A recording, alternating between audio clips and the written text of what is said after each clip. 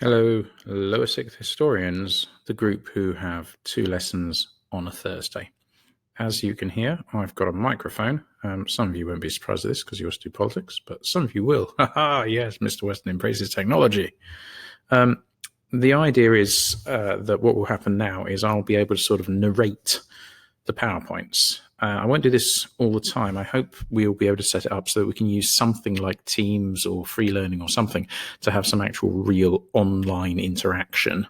But for now, I will at least be able to take you through PowerPoints and ideas, and individuals, with questions can come back to me maybe a bit quicker. And I also think this is going to be more helpful because after all, I made the PowerPoints, so sort of justifies my existence in a way. Right, what we're doing today for this lesson is national efficiency, and the way it will work is we'll be doing this topic or indeed all future topics until we're actually allowed back into school. And there'll come a point where if we were in class, I'd say, okay, we need to stop now and discuss something, or you need to write something, or you need to do this, that, and the other. And what I'll do is I'll say, pause now for, 5 minutes or 2 minutes, and think about it, do a diagram, work on this, whatever. When you hear me use the phrase pause now in this recording, just press pause on the video. I won't then wait for 5 minutes. I'll just assume that you've paused for the relevant amount of time and resume. Okay, right. So national efficiency. National efficiency is a significant part of what we might call the poverty jigsaw. So where we'd got to last term was we were looking at Galt and Rowntree and Booth, and I know that we all watched that video with Andrew Marr talking about how Poverty, a Study of Town Life, was one of the most significant publications of the 20th century, and so on and so on. But all that's very much driven from outside of Parliament. Galt and Rowntree and Booth are not in themselves, they're not politicians. They've got political views, but they're not politicians. National efficiency is the sort of political, parliamentary view on poverty and why it should be dealt with. So let's see how this works. Okay, it's Britain. It's about 1903, and everybody wants to know the answer to a particular question. But what is that question? Pause for 2 minutes to 3 minutes, or indeed however long you need, to be honest, because it's all relative, and try to answer the question, what do you think concerned people the most in Britain in about 1903, 1904? And what question did they urgently think they wanted the answer to? Okay, so assuming that you paused and you thought, you could have come up with quite a lot of questions, I suppose. It could have been, is tariff reform going to work? What's going to happen with the Labour Party? Where's Robert Lowe? I mean, we don't know. It could be anything. But actually, within Parliament in the 1900s, there's very much a crisis of confidence, and politicians want to know, why is Britain being overtaken by Germany and by America?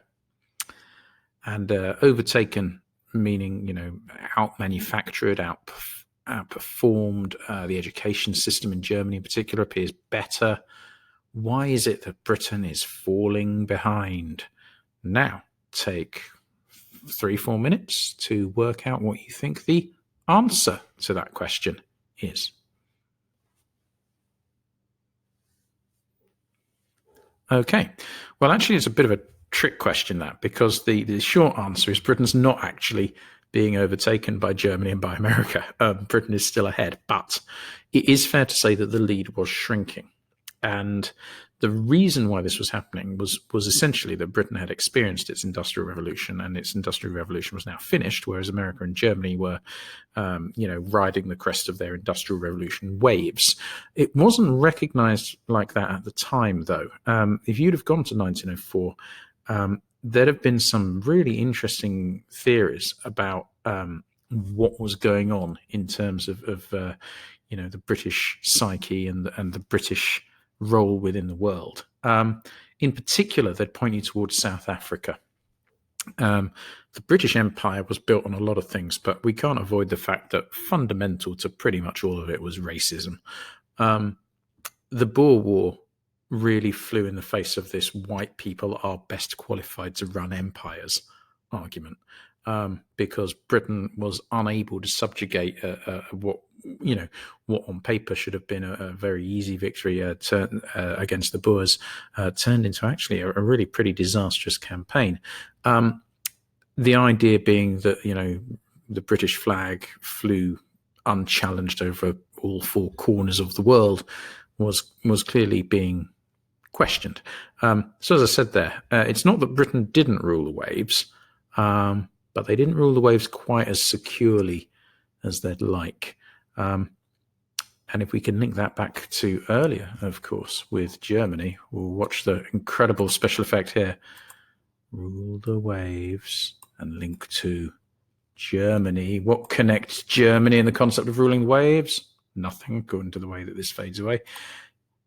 Pause for a few moments. Why is Britain worried about Germany in terms of ruling the waves? The answer is dreadnoughts. Yeah, so Britain's getting into this naval arms race, isn't it, with Germany and the two-power standard and the Naval Defence Act and all the rest of it. Okay, anyway, so Britain doesn't really feel quite as confident of itself anymore as the leading nation in the world. And there are lots of different theories why this was. If you were someone like who should we say, Mandela or someone like that, then it's probably because the education system was a bit rubbish. If you're someone like Lloyd George or who has a big social reform, possibly even Chamberlain, it's conditions in the slums. I can't name any MP who actually felt that Britain was being turned into some sort of mongrel race, but you all saw the video where they're talking about, the Basset Hound stud book and sort of eugenics and so on.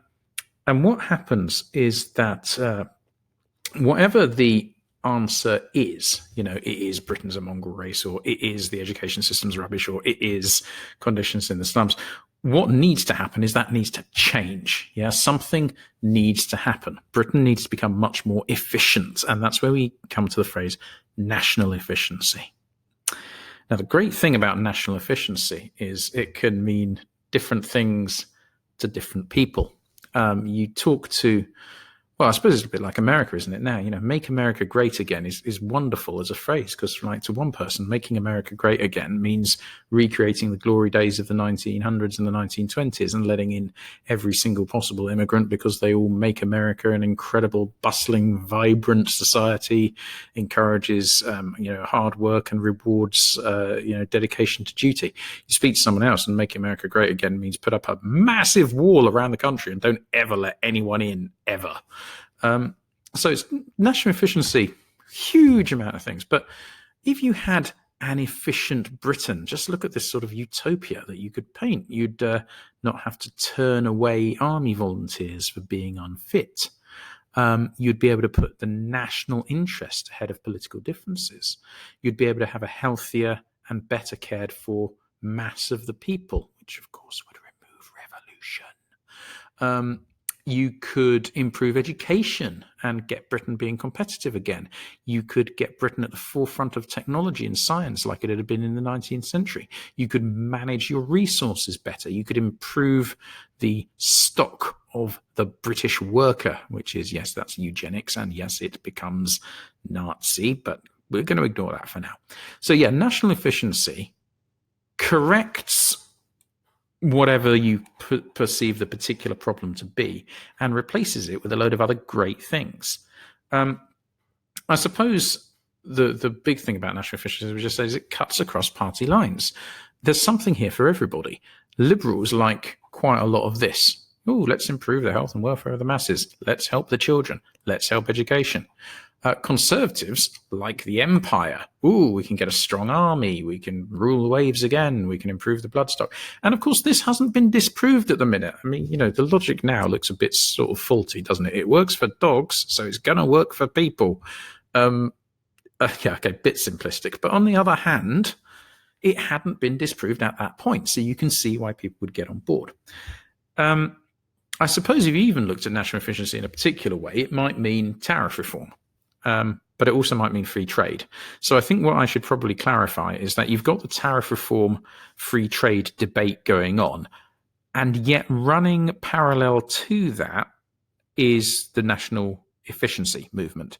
And you got people who supported tariffs because they felt that it would lead to national efficiency. And you had people who supported free trade because they felt it would lead towards national efficiency. So it remains above the sort of policies that each party was putting, but national efficiency is what the government look at, and they say, you know what, we need to deal with poverty, because if we deal with poverty, we will create national efficiency, and that brings all of these benefits. So they don't look at it from the point of view of Rowntree. You need to deal with poverty because fundamentally people living in shocking conditions deserve better. No, it's a pure sort of calculated, keep the Germans and the Americans off the top spot kind of thing. Okay. We now might create something a bit like a spider diagram, or maybe not, depending on how you want to take this next slide. But what I'm going to do is introduce a few different ideas. It's 7 of them, so it's a sort of spider that's had a bit of an accident, I suppose.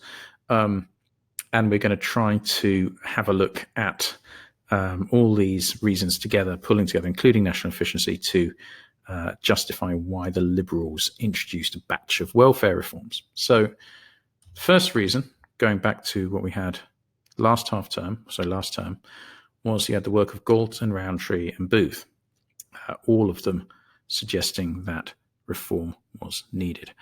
Pause a moment to review your notes on Galt, Booth and Rowntree and refresh your memory about their arguments about poverty and the levels of poverty in Britain. Okay, so presumably you got from that review of your notes that both Booth and Rowntree reckoned that about 30% of British cities lived in poverty, and they had the existence of the poverty line and so on. And Rowntree in particular was very scientific, and that really hit home. You know, this is a period where scientific research is considered sacrosanct, and he's able to prove that there's a minimum below which you cannot function as a human being in terms of money coming in, 21 shillings and 8pence, I think it was. The second reason why liberal reforms were introduced was novels and writings. Jack London wrote People of the Abyss, and Robert Tressel wrote The Ragged-Trousered Philanthropists, which is definitely worth reading. If you're watching this on the video, what you can do is you can go on to Free Learning and get the PowerPoint, and then you can click this hyperlink, and it takes you to a Gutenberg file of The Ragged-Trousered Philanthropists, chapter 7. You should definitely read this. In fact, I'm going to ask you to do that later. It's really good for showing the sort of the abject conditions in which the working class lived. The third reason why reforms were introduced was, of course, national efficiency, for all the reasons that we've just looked at. Fourthly, and strongly linked to national efficiency, was the Boer War.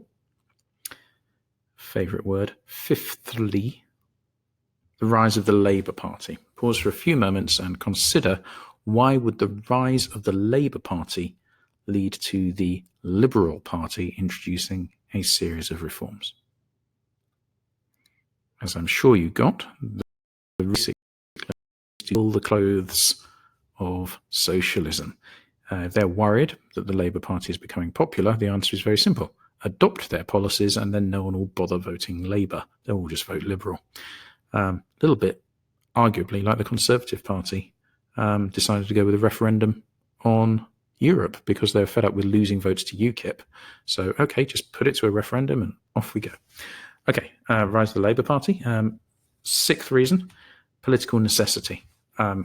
People are beginning to actually realise that the government has it in its power to introduce welfare reforms, and they're beginning to say, well, why aren't you doing that? You know, so political necessity is a sort of key reason, desire to stay in office, I suppose. And finally, there's a movement within the Liberal Party itself, which is called New Liberalism. New Liberalism, you've got to be careful. You type New Liberalism into Google, you get a lot of stuff about the 1980s, which isn't really right. Well, in fact, not really, it's just not right. Historically, New Liberalism referred to this idea that the state would take more of an active role. So laissez-faire, self-help, they would go and they'd be replaced by New Liberalism. The phrase which politics students amongst you are going to be particularly fed up with hearing, by the way, by the end of this, is there's a philosopher called Isaiah Berlin, and he pointed out that in the 19th century, you had, or governments practiced self-help laissez-faire. It was freedom from. You are free from the government's interference. And you know this, I prefer to see an England free than an England sober. And, we'd prefer to take our chances with cholera and the rest than be bullied into good health. Isaiah Berlin pointed out that what this meant, freedom for some, was pretty bad freedom for others. You were free to run your factory in a terrible, terrible way, which pays way less than the living wage. And you're free to not fit safety guards around machines and all the rest of it. And he summarized it with this memorable phrase: freedom for the wolves very often means death for the sheep. So new liberalism was not about freedom from the government, but freedom to do things. And there was a recognition that only the government would actually be able to provide you with the opportunity to develop.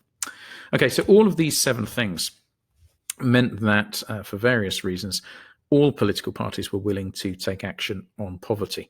Now, the Liberals were in power, so it fell to them to initiate what became known as the Liberal Reforms, which you probably remember from last year's GCSE. The historian L.C.B. Seaman called the Liberal Reforms collectively a major breach in the iron Victorian doctrine of self-help. And this willingness to address the issue of poverty led to huge involved government acts, the likes of which had never before been seen. So old age pensions were introduced for the first time, and national insurance. At the same time, however, and sort of linked in with national efficiency, our good friend, coming back to it, temporary arrow. Woo! How do I make it stay? Is it going to stay there? What if I do this? You can skip this bit in the video if you want, while it's just me drawing stuff in green. Oh, that changes it to red. What if I do? That goes. Can't bring it back again. Sad face. Okay, right. So skipping all of that drawing thing, the national efficiency comes in here because at the same time that the government was giving pensions out and introducing national insurance, it continued with making Britain a more efficient nation. So the Navy continued to expand, so there were dreadnoughts being built, and the new Minister for War, Haldane, introduced a new set of army reforms. We don't need to know completely what they are. You'll do a bit of research in that, but there we go. But the last modernisation of the army had been under Forster. So Haldane's army reforms and Forster's army reforms, about 40 years apart, about 35 years apart, just show that there is a commitment here to Britain as a nation rather than, the poor worker. Right. Some things for you to do, please. Next lesson for you guys is period 5 on Thursday. Period 5 on Thursday is you looking at how to answer an exam question. So I'm going to give you some tasks here, but there's no expectation that they should be done imminently. You get Thursday's afternoon lesson is how to do the exam question. Friday is the exam question. By the time we next assemble, I would like you to have made your way through 3 of these tasks, and the lesson after that, another 3. Firstly, the first thing, you don't have to do it in this order, is to read at least chapter 7, and ideally all of, although it's several hundred pages long, The Ragged Trousered Philanthropists. What I would honestly suggest is you read to chapter 7 using the link I gave you, and then over the next few months, read The Ragged Trousered Philanthropists in its entirety. But chapter 7 will give you a good idea about the conditions of the working class. Additionally, I want you to research and note the content of Haldane's army reforms. So what did he actually introduce? So some of the stuff that Forster did. Sorry, not Forster, education. Forster was education, wasn't he? Oh, goodness, did I write Forster there? Oh, dear. That's bad news. And this is going to be even worse. Forster. Cardwell. Yes. And that will go away. Sad face. Okay, right. Anyway, since Cardwell, you know what Cardwell did. So he did things like, different guns, reorganization of regiments, that kind of thing. Find out a similar, but, not broadly comparable, not completely comparable level of detail about Haldane. Thirdly, research and note the meaning of new liberalism. So try typing new liberalism into Google, but be really, really careful. You want it from the British perspective. There's something in America called new liberalism, totally different. It is also not neoliberalism. That's different as well. And you want it historical. You don't want stuff to do with the 80s. You want British new liberalism in the 1900s. If you haven't done already, can you create a diagram for reasons for national efficiency, which draws heavily on that?